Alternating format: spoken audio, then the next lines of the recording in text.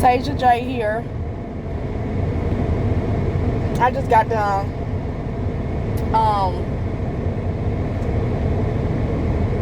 eating at my spot where they have to my opinion, have the best margaritas ever. I just got done having me a drink because I got up and ran some errands today. When really I was supposed to be going to my job, my second job.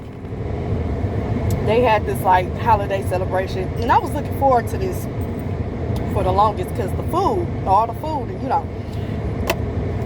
But when I woke up today and I looked out, and it was snowing real bad. So I'm like, who about to drive in that snow? So I went back to sleep. I didn't even take my children to school because I wasn't going to drive in that snow. So then I went back to sleep. I woke back up, and it stopped snowing. So I said, okay, I could get dressed and go catch the little, event. But I'm gonna take a stress. But when I was getting dressed, and something just told me to like text one of the managers and ask if it was too late to come. And long story short, it was too late to come. So I just said, all right, I'll just go run some errands and then go get me a drink, because after I run some errands, I got to go back home to my children. And those who have children, y'all know how they can work your nerve. So I said, let me go get me a drink. And that's what I just did. So I'm done with that, and I'm about to go back home. I took care of my business, and I ate. I'm cool.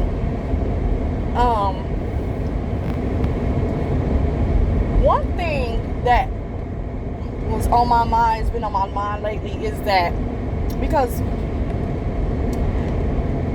I talk about,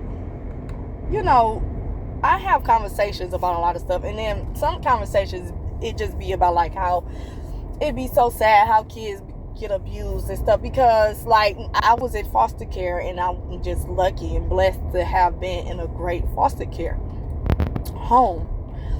But the stories are not the same with other children, and I'm just thankful that I have a good story behind mine. But then I'm like, it's crazy how I talk about how other kids has been abused as a child and how sad it is, as if I haven't been a victim.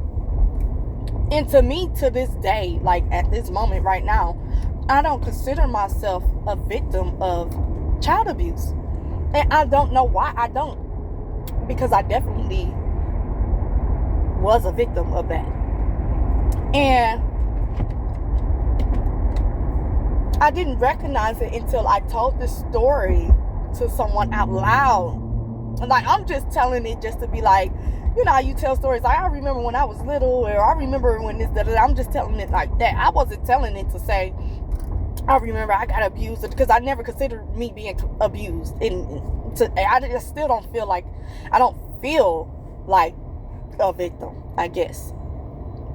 But I know that I was abused, because, that's what it was. But anyways, and it's so crazy. So I was telling the story out loud, and we both looking like, wait, what?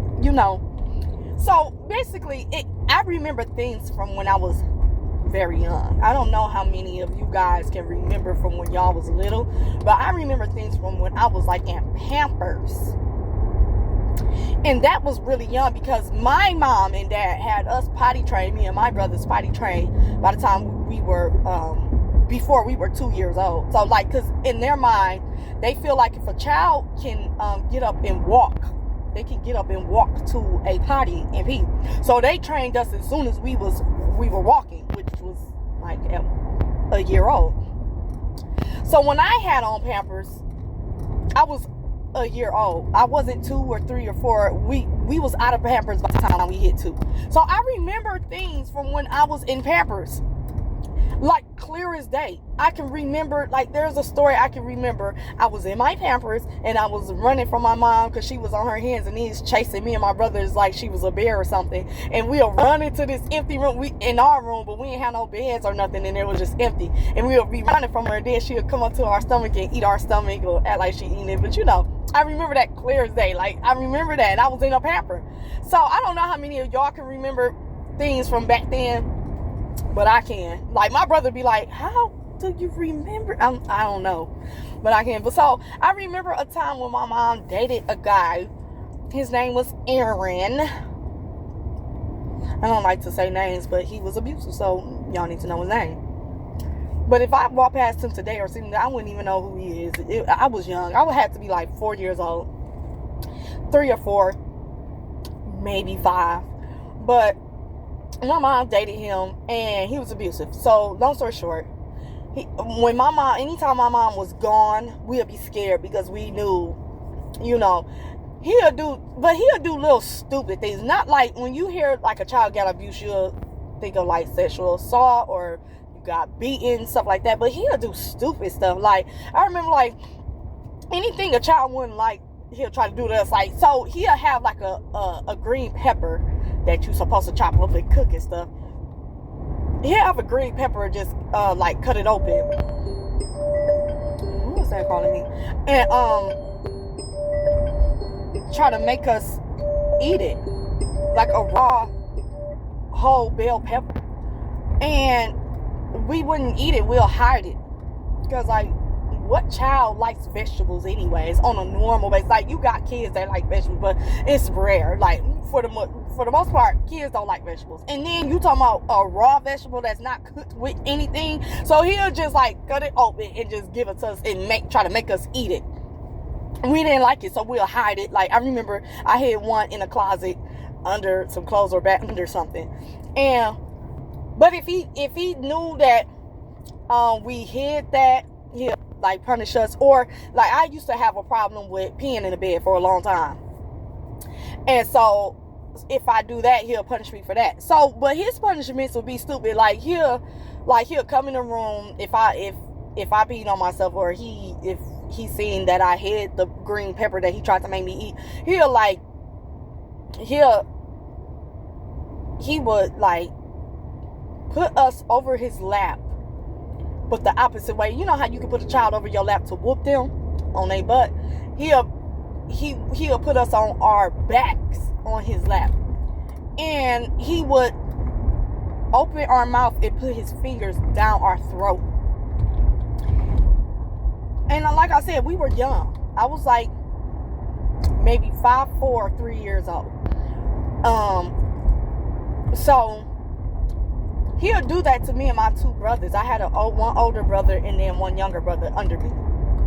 But for some reason, my older brother, he'll bleed every time he do it. Like, he'll stick his finger down his throat, his fingers down his throat, and then he'll cough up like blood. I don't know, maybe he was doing it harder with him, because me and my younger brother, we didn't bleed. We just, but we'll be sitting there and enduring that. Like, it was crazy. So he'll do stuff like that. Or he'll do something like if he eating some food, he'll randomly be like, come here. And we'll come over there and he'll stick his tongue out and make us get the food off his tongue, like with our mouth. Like, yeah. So he'll do stuff like that. And so that was abuse. I remember one time he pinched my butt real hard, like just pinched it real hard. Like, it was like random. But he'd do random stuff, but every time my mom was gone. And for some reason, I don't know why, because my mom always made it clear. If anything is wrong, you tell me. If anybody do something to y'all, you tell me and I'll handle it. And she would, though. She was that type of woman that would. Like, it's to the point, like, I'm probably happy that we didn't tell her, because she probably would have ended up dead or in jail dealing with that. Because she didn't play like that, like, at all. Like, you couldn't even say nothing out the way about us, even as a grown adult. Like, before she passed, rest her soul, before my mom passed, I'm grown, like almost 30. And if one of her male friends say anything negative, like, why she, or she'll snap, don't say nothing, you don't say nothing about my child, I'll kill you, da, da, da, da. You even say something that she think is negative, it ain't got to be negative, but if she think it, so that's what I'm saying. Like, if we would have told her that, somebody would have been dead, somebody would have been in jail, either or both, So I'm thinking back at it, it's like, maybe it was a good thing we didn't tell her, but I still don't understand why we didn't tell her, because she always made us comfortable to tell her things. And we always looked at her as a protector, like we could run to our mom and she'll protect us. So I don't know why we didn't tell her. It confuses me to this day why we just never told her that. And maybe it's because we were so young. I don't know, but I just know we didn't tell her. So that's that. So I mean, that's abuse. So I guess I am a victim. I was a victim of abuse. I just don't. I don't know why I don't feel like it. Like if there was a documentary that was to come out and they were calling all adults that has been abused as a child, I wouldn't even think twice to apply for that, because I'd be like, I wasn't abused, and I just have sympathy for the ones that were abused. But it wasn't until I told the story out loud, I'm like, yeah, I guess I was abused. What? That's weird, y'all. I don't know why I don't feel like that though. Maybe because it didn't last long, and that's as far as it went. Because like I said, next thing I know, she wasn't with him no more. But when I was grown, as a grown adult, I found out that my brother ended up telling our granddad what was going on. And then my granddad brought it to her attention, and maybe that's why she left him. I don't know. I never even asked. We never even brought it up to our mother. I don't know why. None of us brought it up to her. And so maybe that's why we looked up. But even as a young child like that, I remember her fighting him, because my mom was that type of, like, I was raised around females that was very dominant, like females that will cuss they man out in front of anybody, just be very disrespectful, don't care who around, don't care what fly out their mouth. It could be something embarrassing, they'll lay it all out there on the table. If they mad, they gon' put all my aunties and my mom. And the worst one out of my aunties and my mom was my mom. So imagine me as a woman getting into a relationship, and that's what I'm used to. So like when I got grown, I'm like, what dude gonna tell me what? And what is submissive? When I first heard about being submissive, I was like, why would I listen to you? Why would I do what you say? Like, that just didn't make sense to me, because I didn't see that coming up. Like, my mama ain't listen to no man. No man could just tell my mama that. And no, she was telling him. But I understand. I'm trying to break that cycle. I understand, like, that's not normal.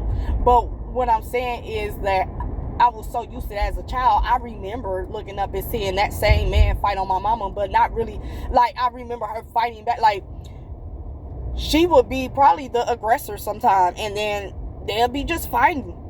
And yeah, so I was used to that. Like, that's what I was used to. So maybe that's why I didn't tell her, because I was just around that stuff and it was kind of like normal. I don't know why I didn't tell her. All I know, I was a little baby, and that's just that. So yeah, that, I don't know. I just been thinking about that, and then I just hope that my kids, even though my mom told me all the time, me and my brothers tell her everything. And I tell my kids the same thing, but yet and still, we didn't tell our mama that. We never, even as a grown adult, we never told our mom this. I don't know why. I really just don't know why. So I hope my kids ain't holding nothing back from me or not telling me something, because that would make me feel some type of way. And I'm gonna go tell them again, like, hey, y'all make sure. And I'm gonna tell them that story too. They don't even know that story about me, but yeah, because I can't have that. Oh no, that's why I don't let nobody, my kids don't know about no other man but their dad. And that's how it will be unless I decide to get married to somebody. And a person will be like, okay, well, if you date somebody, how you gonna marry them and your kids never met them? Now listen, my kids don't need to meet them until we be on the same page about this. So if I'm dating a guy and we've been dating for a while, and he say, you know, we talk about marriage, she's like, yeah, I would want to marry you, da da da da. Okay, cool. But once he proposed or something, then my kids can meet him. Once he proposed, because I'm not gonna marry him the next day. I will take like a year or two to actually marry, because I'm gonna be planning and da da da, and then I want my kids to. But up until then, no, my kids ain't gonna know nobody but their dad, because I ain't even gonna play like that. I'm not gonna trust you enough. It's one thing you do do something to me. But if you do something to me and my kids around you, you do something to them, that's a whole nother ball game, and I ain't gonna play like that. So yeah, no. But anyways, so yeah, I think that's just sad, and I'm gonna just make sure, I'm gonna just instill it in my child. Like, I don't care what it is and who it is. I don't care who it is. My kids can come tell me about anybody. It could be my dad, my mom, my grandma, my granddad, their dad, whoever. If they tell me, my brothers, if they tell me somebody did them out the way, like wrong like that, or I ain't gonna say it here on camera, but I'm telling you, you're gonna meet your maker. And that's just, I don't care who it is when it comes to that. People be like, dang, you did your own brother like that, your own uncle. I don't care who it is. Nobody, I don't discriminate when it comes to things like that. And so I need to make sure my kids know that. Don't be scared to tell me nothing. And it wasn't even a point where my kids, we were scared to tell my mom. We just didn't, because I didn't fear. Like, he ain't never say, oh, you better not tell your mom, or da, da, da. It's just, we just ain't care to tell her. I don't know. Ain't no telling. I was a mind of a 4-year-old. So, yeah.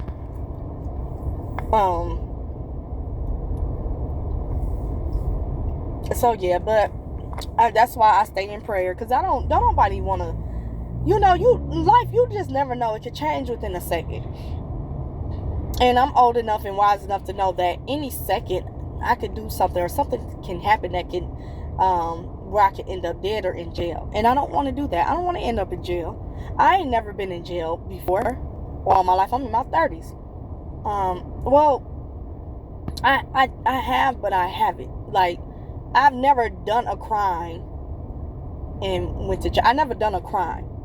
And then I haven't went to jail. Like, I went to jail before, but it wasn't over a crime. And this was the crazy part. Like I said, I'm in my 30s. It took me till I was 30 years old for my first time going to jail.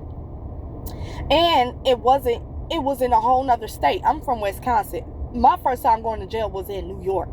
Now, how that worked? How did I end up, a 30-year-old woman, in jail in New York? Never been to New York before. That was my first time in New York, and I end up in jail. But see, that's what I get, because before that, that's why you got to be, when they say the truth is in the power of the tongue, yeah, be careful what you say, because that really could come to life. Like, I remember for the longest, because my mom used to go to jail. My brother used to go to jail. My kid's dad used to go to jail. And all the time, when they tell me their jail stories, I used to be cracking up. I used to think it was so funny. Like, dude, really? That's what happened? Or that's how it go in jail? And we all used to laugh about it. Because you know how you can laugh at things later in life. It ain't funny at the moment, but later in life, you can laugh at it. So that's the type of moments we'll have. We'll sit there and talk about stuff like that. And we'll all be cracking up. I'd be like, oh my gosh. I used to tell my mom all the time, like, dude, I wish, I used to be like, I want to go to jail just one time. Just one time, just to see everything you talking about. Just to experience it for once. And I used to always say that. And, I wish she was alive the time I went to jail, because she would have been cracking up too. But I used to always say that I ain't never want to go to jail for real, like over a real crime. I feel like maybe doing an experience where, you know how they got the show Locked Up for 60 days, like over whatever that's called. I said I would want to do something like that. Or, just to experience it, but not for real, not really doing a crime and going to jail, but just some type of experience. And that's what happened. I kept saying that. I kept joking about it. And that's what happened. I went to jail. I was in New York on a business trip, because I used to always take business trips trying to figure out my career. And so at this time, because listen, with me, I'm always trying to get in some new business. Like, I want to do this, or I want to go to school for this, or I want to do this. So I would just try everything out. I'm very ambitious, and I would just try things out. So at that moment, in that year, I wanted to look into doing like being an Airbnb host. So I went on a business trip for seminars for Airbnbs, how to get into that game. And so I went to New York, and every time I traveled with my firearm. I'm a small woman. And that's all I got to say. I'm a small woman. All I got to say is I'm a woman. But I'm a small woman at that. So I travel with my firearm. I'm in a whole nother state by myself. I travel by myself too. Yeah, you best to believe I got a firearm. But so I traveled with that. And so I went, got on a plane, went. I spent my days there, went to the seminar. It was good. It was cool. I was happy. I come back. And then another thing about these seminars, they be just getting, I'm glad I experienced it for myself, because they just be really getting money off of you. I mean, they try to teach you the game, but they really, when I went there and seen what was really going on, I'm like, oh, they just getting money off of us. That's basically what they're doing. So I went, and that's another story, but I went, I enjoyed myself. I had a good time. I met people. I love meeting new people. I just love traveling. I love having fun, and I love learning.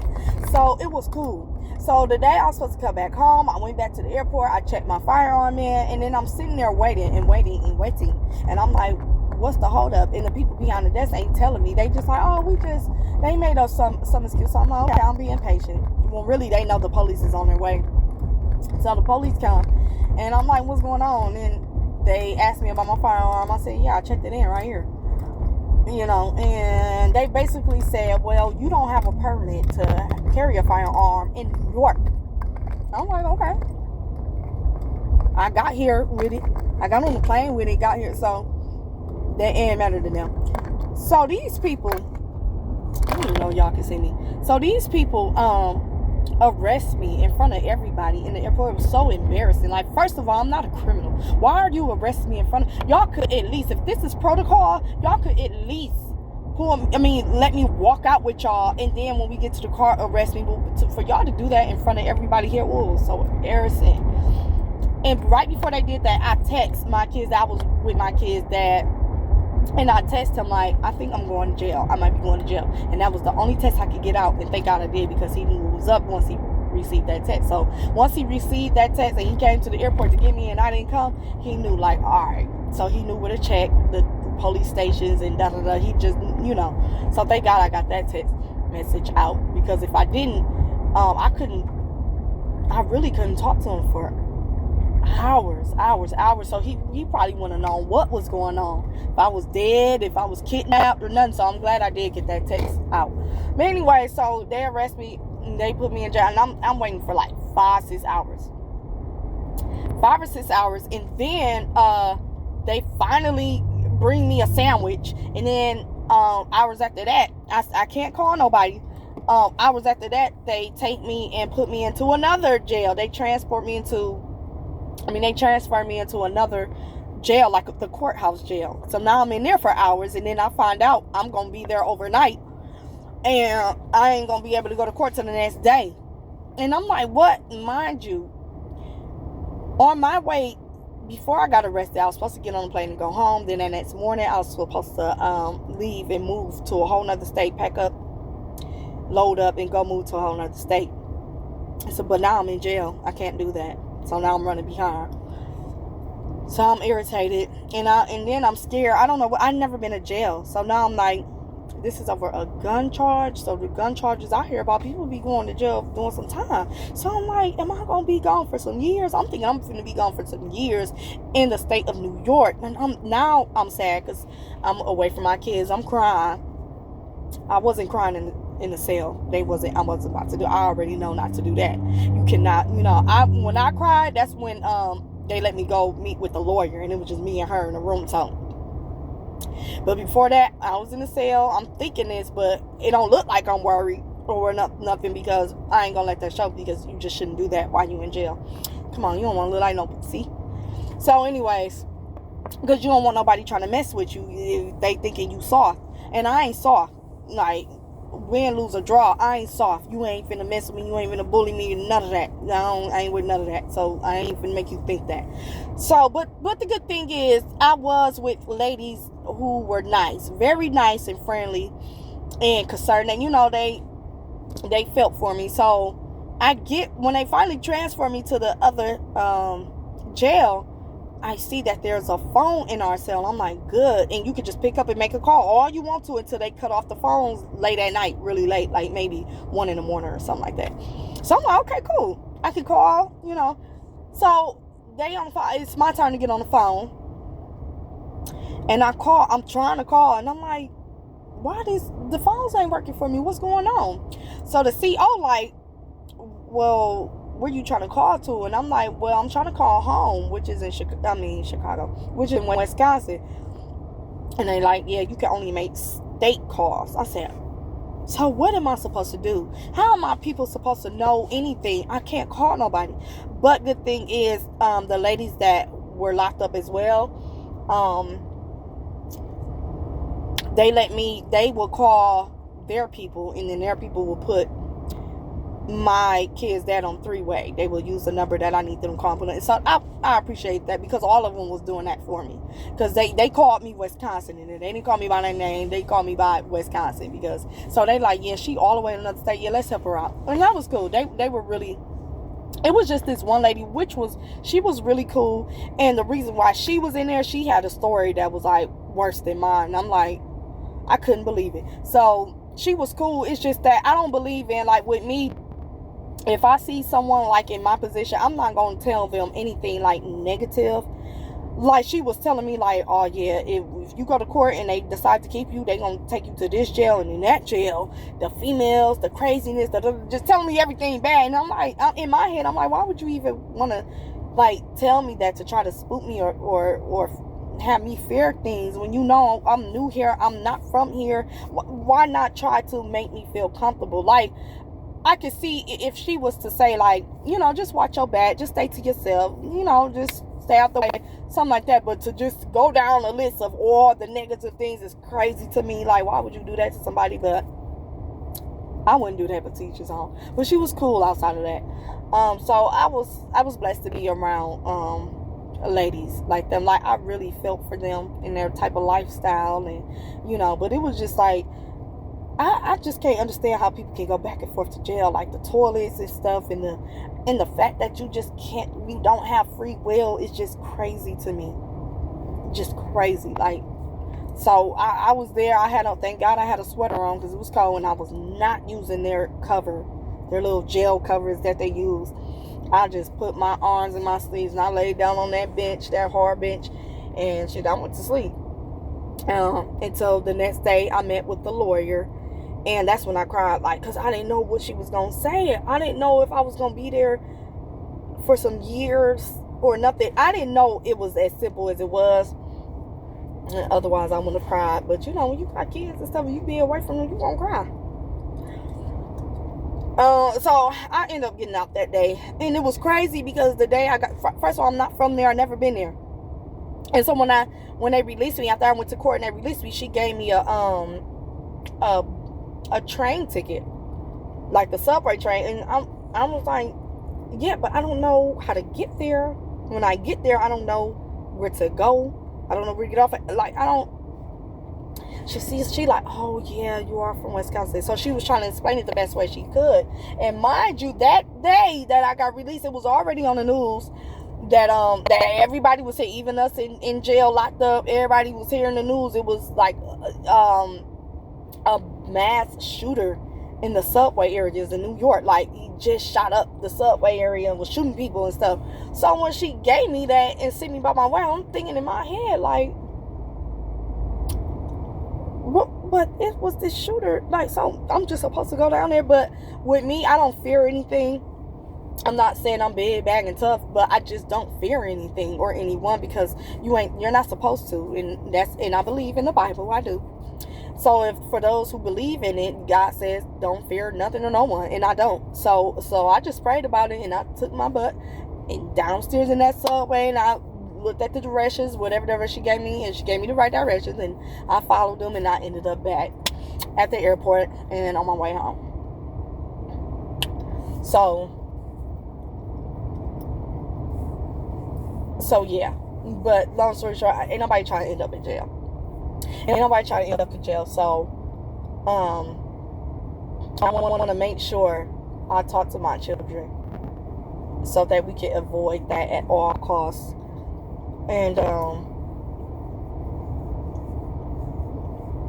avoid them from oh, that's another story. And so avoid them from being in some type of danger and everything. So yeah, I just had to, because I keep thinking about that, like, wow, I wonder how many other people or kids that are out there that is being abused and don't even know it. Just like I said, a lot of us has been abused and we don't even feel like it. Just like for the ones, I'm so sorry to y'all who's been like who has gotten whoopings in their life. I do believe in whoopings, but a normal one, belt to ass, nothing else. I don't believe in all these other extra items to whoop a child with. But a lot of us got whipped with stitching cords and switches off the tree. I ain't never got whooped like that. My mom always used a belt, and that was perfectly fine. That was horrible to me and my brothers, like horrible. And so I can imagine if she was using something else.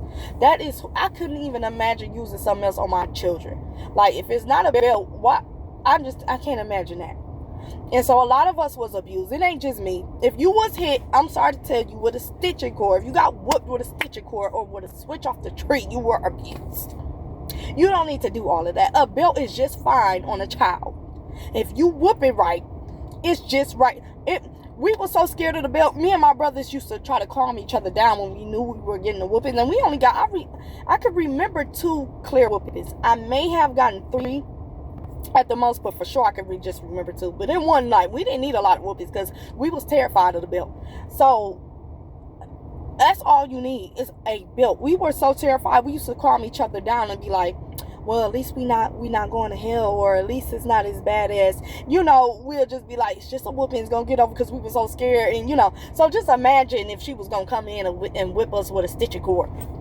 We would have ran away, because we would have been like, no, that's overwhelming. We would have ran away. But again, I wasn't used to that. So maybe, but for those who grew up used to that, it's like, man, that wasn't abuse. That's abuse. If you got whipped with a stitching cord, that is abuse. A thick stitching cord.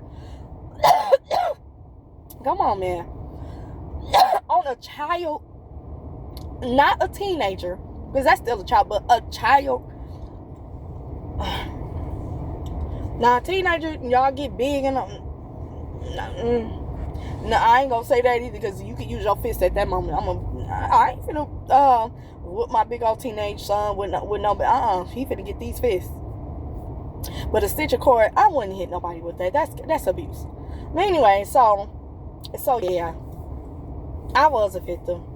You guys may have been a victim and don't know it. You guys was a victim, never told nobody.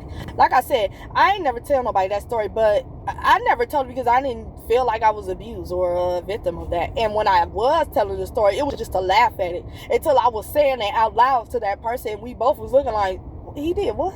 That, like, yeah, that's not no. And I'm like, yeah, that was abuse.